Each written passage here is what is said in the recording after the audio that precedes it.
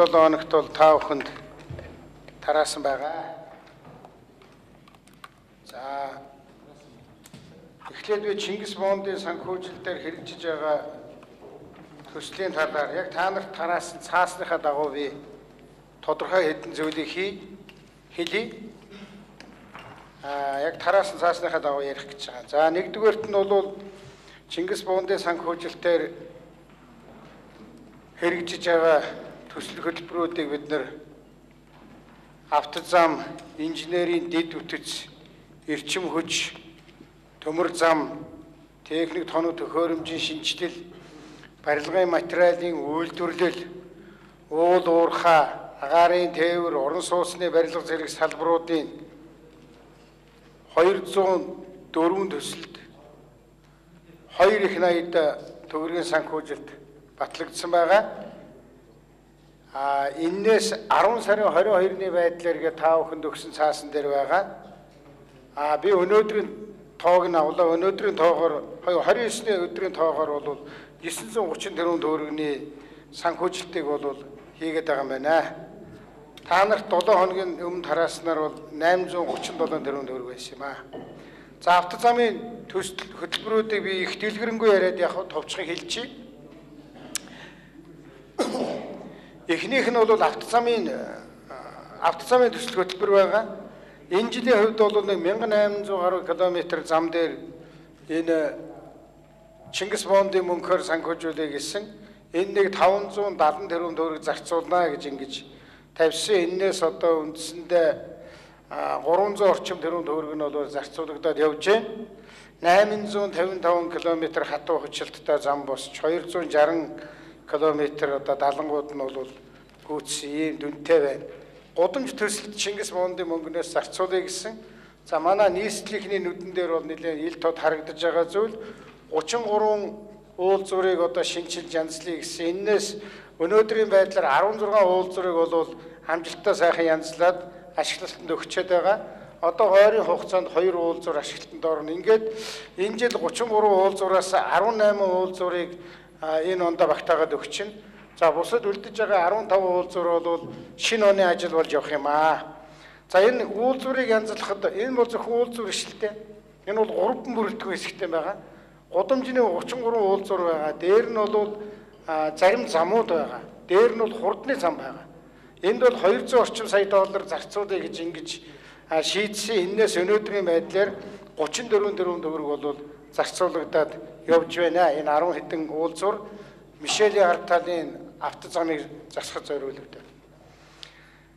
За дэд үтсийн асуудалд бол бид нар ингээд хийх ажлаа гаргаад үзсэн чинь нийтдээ 416 тэрбум төгрөг шаардлагатай гарсан.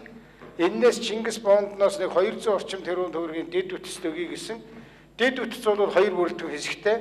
Нэг нь бол гэр хорооллын Улаанбаатар хотод гэр хорооллын 12 байрлал дээр дахин төлөвлөлт хийхэд зориулж. За 80-90 тэрбум төгрөг. За үлдэж байгаа нь бол орон сууцны хангамжийг нэмэгдүүлэхийн тулд Улаанбаатар хотод босох, орон сууцны байшингууд руу явах дэд үтсийн шугам, улаан цахилгаан бохир цэвэргээд тэр шугам зориулж бас нэг 120 орчим тэрбум төгрөгийг гаргахаар ингэ төлөвлөсөн байгаа. Тэгээ нийт төлөвлөсөн 416-аас энэ жил 200 тэрбумыг нь хийнэ гэж ингэж тооцсон юм аа. За одоогоор бол энэ инженерийн дэд үтсийн төслүүдэд нэг 70 гаруй тэрбум төгрөгийн санхүүжилт олгож байна. Дөрөв дэх мөнгө хаашаа явж байгаа вэхээр үйлдвэр хөдөөж ахуйн яамнаас 5 чиглэлийн төслүүдийг хэрэгжүүлэе гэж байгаа. Ноос, ноолуур, өвлийн хүлэмж, сүүний үйлдвэрлэлийг нэмэгдүүлэх үнэний фермүүдийг дэмжих, тэгээд ойдл гэсэн ийм 5 юм байгаа. Тэгэхээр энэ зориулаад 270 тэрбум төгрөгийн зээлийн их үйлсүүрийг арилжааны банкудаар дамжуулаад энэ чиглэлийн компаниудад олгох юм шийдвэр гаргасан. Энэ бол цэвэр компаниуд аваад өөрийнхөө техник тоног төхөөрөмжөө шинжилээд сайжруулад манай хивс, манай ноос, ноолуурын бүтээгдэхүүний үйлдвэрлэл бол ойрын 5 жил зарим нь бол 10 дахин нэмэгдүүлэх ийм одоо төсөл хийсэн байдаг. Тэгээ энд бол өгсөн. За энэс бол нэг 44 орчим тэрбум төгрөг бол эзэндээ хүрээд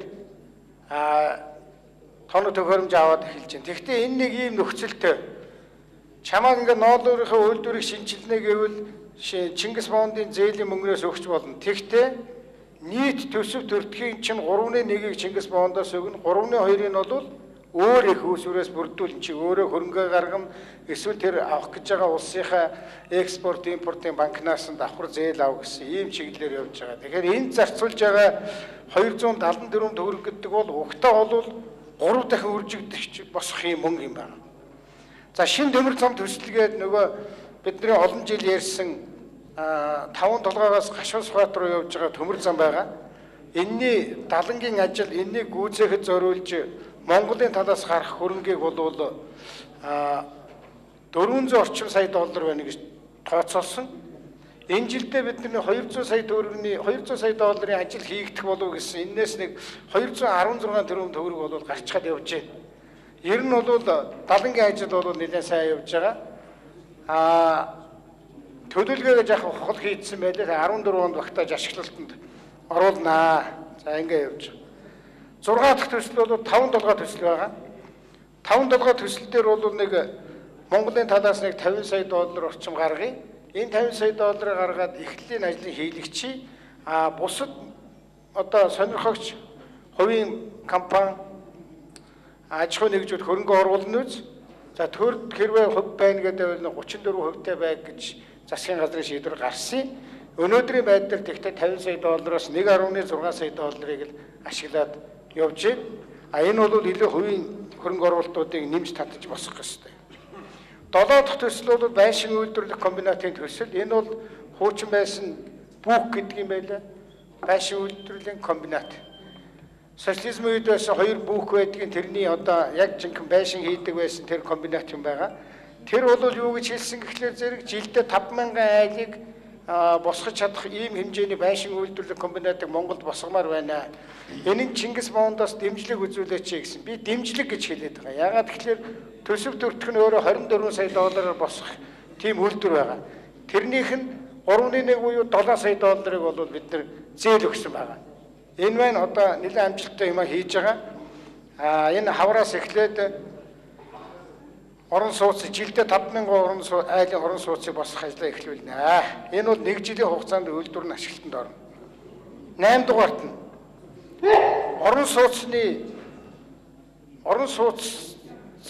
орон сууцны барилгыг дэмжих ийм төсөл байгаа.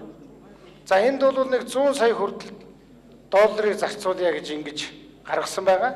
За энэс өнөөдрийн байдлаар 60 тэрбум төгрөг нь гараад тэр буян тухайгийн хороол босч байгаа тэр байшингуудыг одоо дэмжих тэр ажилд бол 60 тэрбум төгрөг нь гарсан байна. Бусд нь одоохондоо гараагүй.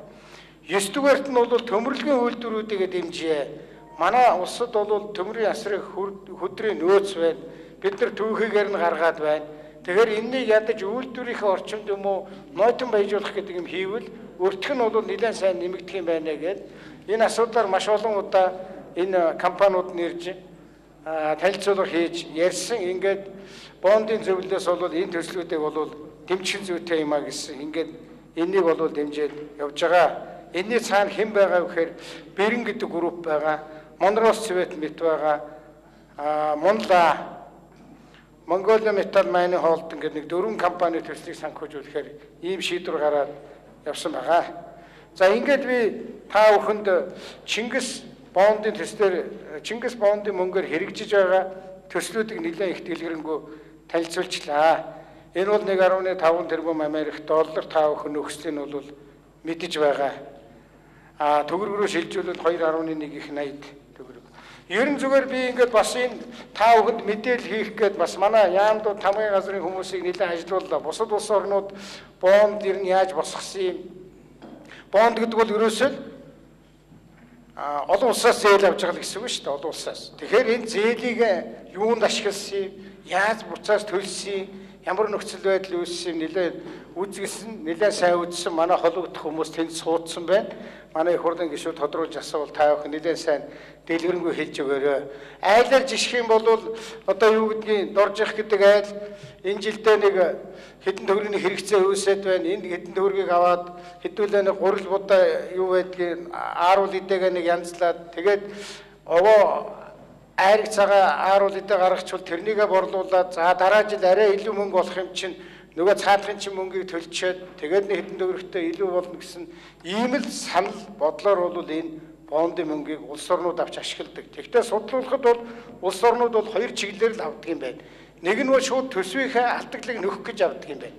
Хоёр дахь чиглэл нь бол эдийн засгийнхаа хөгжлийг дэмжих тодорхой төслүүдийг дэмжих гэж авдаг юм.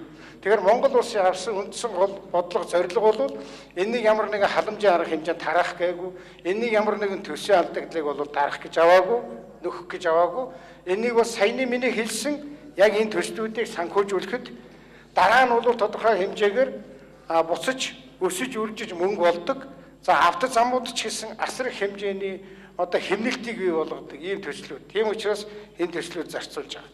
За гадаад үр төлбөрийн байдлыг та бүхэнд би яамнаас бэлдсэн материал байгаа 1990-с 2013 он хүртэл ямар байгааг өгсөн байна. Энэ 1990-с 13 оны 14 жилийн хооронд бол Монгол улс 2.81 тэрбум Америк долларыг авч ашигласан байдаг. Нийтдээ авсан нь энэ шүү дээ. Авсан нь бол 2.8 тэрбум Америк долларын зээлийг авч ашигласан. За хэдэн онд ямар юм авч ирсэг гэдгийг үзүүлсэн байгаа. Дараагаар нь бол ямар банкнаас авсан юм Азийн хөгжлийн банкнаас хамгийн их Японоос их тэгээд дараа нь Дэлхийн банк гэдэг ингээд хинээс авсан гэдгээ ингээд бичсэн байгаа. За гуравт нь бол ямар салбаруудад авсан энэ мөнгийг юунд ашиглах гэж авсан гэхээр эдийн засгийн салбарт бол 77% ноогдсон байгаа юм. Нийгмийн салбарт 20 орчим хувь нь ноогдсон ийм зээл байна. Тэгэхээр яг өмнө 14 жилд авсан энэ зээл маань бас амхандаа нэг эдийн засгийнхаа салбар малурыг хөгжүүлээ, улс орныхаа хөгжилд нэмэр болоё гэсэн юм зорилгоор авсан ийм зээл байна. За хаана ямар салбарт энэ зээл чинь илүү авагдсан бэ гэхээр орон сууц нийтийн аж ахуй нийгмийн салбар дотор орон сууц нийгмийн халамж хоёрт нэлээд авсан. За тэгээд Азийн хөгжлийн банкны 1 2 3 4-гээ явдаг төсөл чинь бол боловсрол эрүүл мэнд хоёр дээр авагдсан. За ингээд тоймтой манай нийгмийн салбарт авсан 4 чиглэл байна. Эдийн засгийн салбарт юунд авсан гэхээр зам тээвэр дээр нэлээд их зээл авсан. Эрчим хүчин дээр нэлээд зээл авсан. Санхүүгийн салбарын зээлийг авсан. За бусд нь тэгээд та бүхэн харж үйлдвэр баялаг гэдэг ингэ явж байна. За ийм зээл авчихсан юм чинь төлсөн байгаа үстэй. Тэгэхээр төрөөчиг нь хугацаанд болцсон учраас төлөөд эхэлсэн. 2.8 тэрбумыг авсан юм чи хэдийг одоо төлчихэд байгаа. Хэд үлдчихэд байгаа гэхээр 800 саяыг үндсэндээ төлсөн. Одоо бол нэг 2 тэрбум Америк долларын үлдэгдэл зээл байна. Энэ 2 тэрбум Америк долларыг яаж төлөе гэж энэ зээлийг авахтай хуваар хийсэн гэхээр энэ хуудас дээр байгаа энэ графикаар төлөе гэсэн. Энэ бол одоо үеийн засгийн газрын их хурл яриад энэ зээлийг аваад төлөх графика тохироод явж байгаа гэсэн. Энийгээр үзэх юм бол одоо энэ хэдэн оноос эхэлж 2013 онд төлөх мөнгө бол нэг 90 сая Америк доллар. Ингээ жилдээ 90 сая ингээ явсаар байгаа хамгийн ихний нэг хэд болж байгаа 140 сая Америк доллар 2020 оны үед бол хамгийн ихийг төлнө. Тэрнээс цааш ингээ буун буусаар байгаад 2050 он гэхэд хэрвээ нэмж зээл авахгүй л энэ ингээ тусчих. Ийм л юм байна.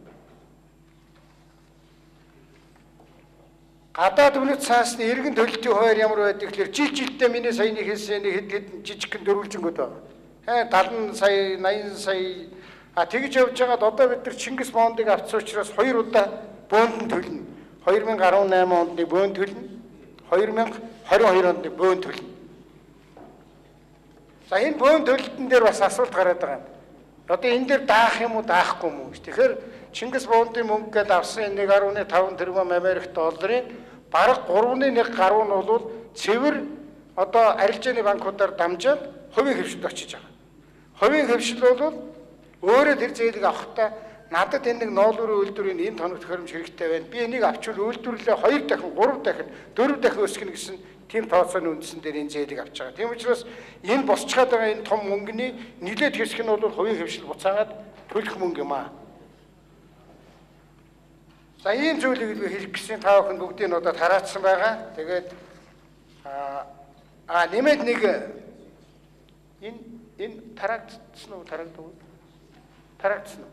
За энэ тарагдсан дээр би нэг хэлчихээ та нарт байгаа бол Энэ юу гэж байгаа улсын өрийн талаарх төсвийн тусгай шаардлага шалгуур үзүүлэлтүүд тэдгээрийн тооцоол.